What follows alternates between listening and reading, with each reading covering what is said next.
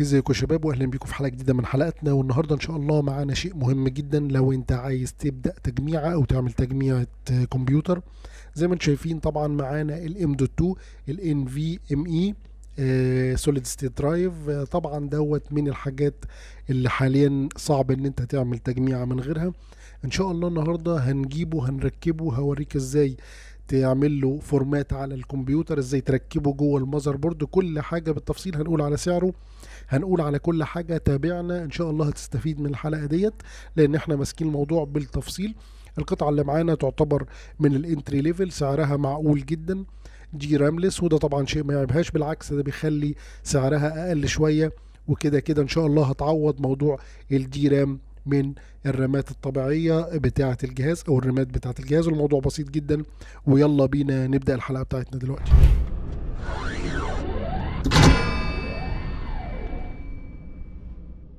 ازيكم يا شباب، واهلا بيكم في حلقه جديده من حلقاتنا. والنهارده ان شاء الله معانا ام دوت 2 جين 3. طبعا هنتكلم عن الكينجستون الان في ام اي، وزي ما احنا شايفين طبعا اللي هيطلع لكم السرعه بتاعتها، لان انا عملت لها زي تيست على برنامج الكريستال مارك.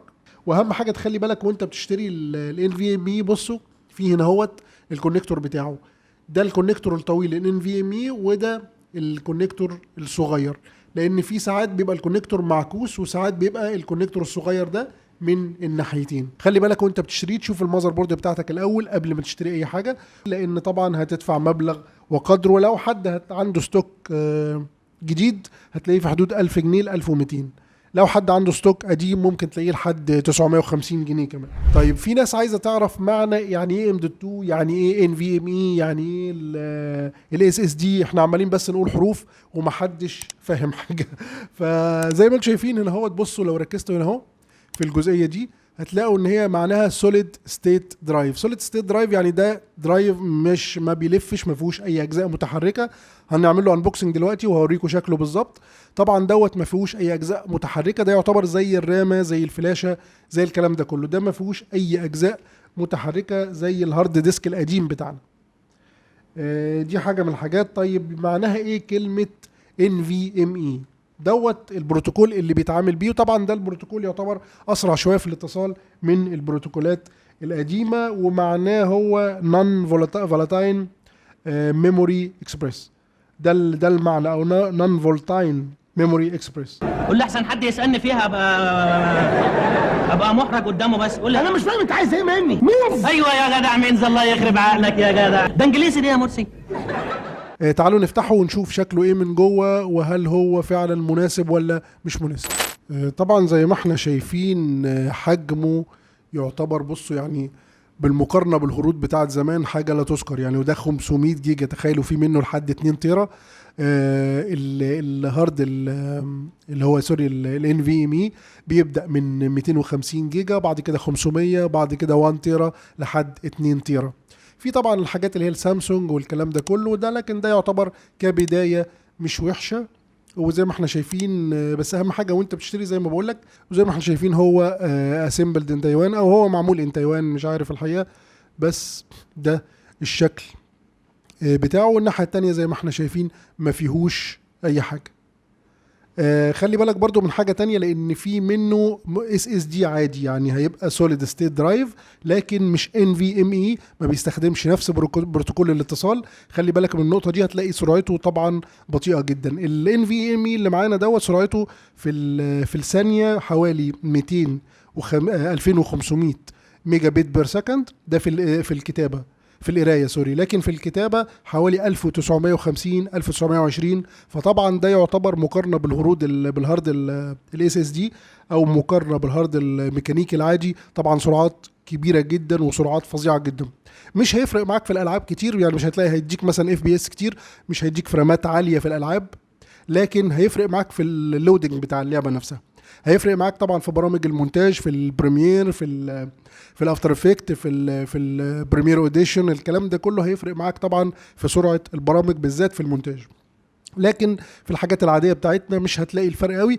لكن طبعا في الكوبي والبيست والكلام دوت، سرعه الجهاز عموما، فتح الجهاز الويندوز هتعمل بوتنج اسرع، هتعمل ابلود للملفات برضو بطريقه اسرع، فالدنيا هتبقى ماشيه معاك الى حد ما اسرع شويه من الحاجات التانية. فده كان الموضوع بتاع النهاردة، وزي ما احنا قلنا ده يعتبر من الانتري ليفل، حاجة سريعة، حاجة تبدأ بيها، لكن بعد كده تقدر تجيب سامسونج، تقدر تجيب الماركات العالية اللي بتوصل سرعتها لحد 7000 ميجا بت بير سكند.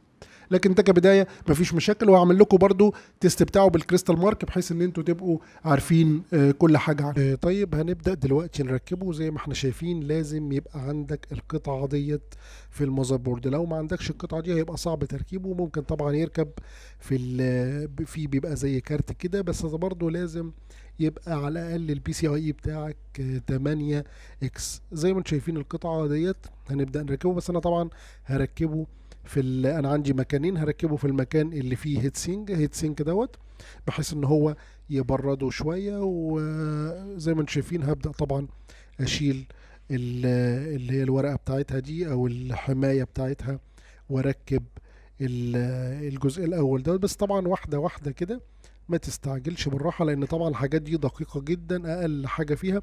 ولو مش عارف يستحسن ان انت توديه لحد يركبه لك. بس الموضوع بسيط جدا، مجرد ان انت هو ركب وتحط المسمار عليه، مفيش اي مشاكل، في جزء من الثانيه الموضوع انتهى بكل سهوله. طبعا ده الجزء اللي هو المبرد، بيركب عليه على طول بسهوله، وتحط المسمار بتاعه وخلص الموضوع. طبعا ده الجزء اللي هو المبرد، بيركب عليه على طول بسهولة، وتحط المسمار بتاعه وخلص.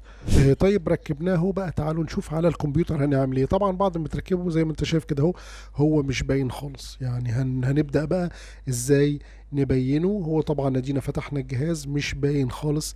هتيجي على ماي كمبيوتر وتبدأ تعمل كليك يمين وتختار كلمة مانج، زي ما انتم شايفين كلمة مانج. بعد كده هتيجي على ستورج، كلمة ستورج.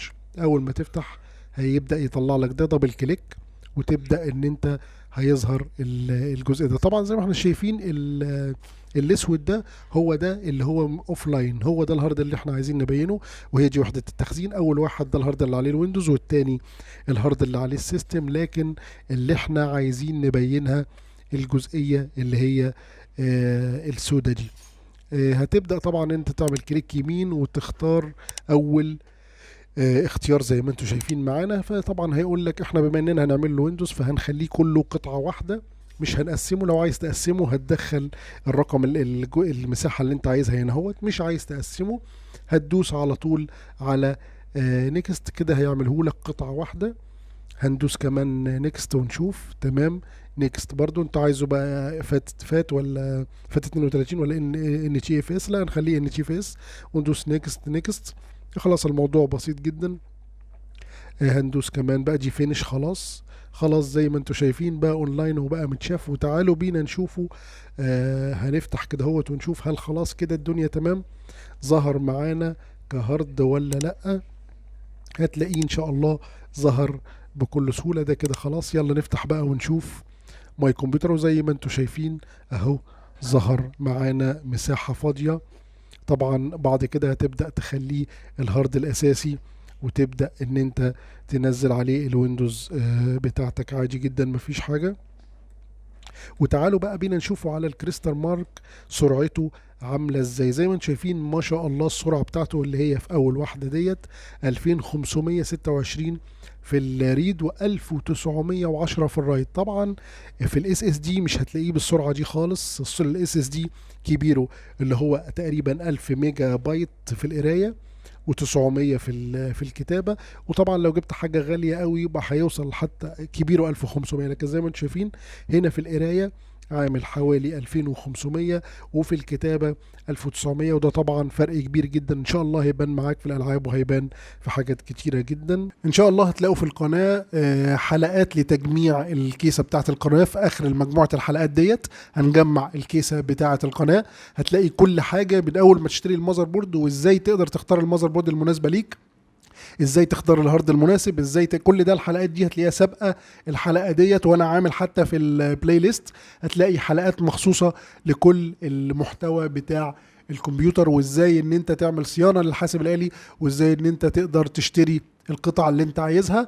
يا رب الحلقه تكون مفيده. ادعمنا بلايك، وان شاء الله الحلقه تكون مفيده وتكونوا استفدتوا منها. والسلام عليكم ورحمه الله وبركاته.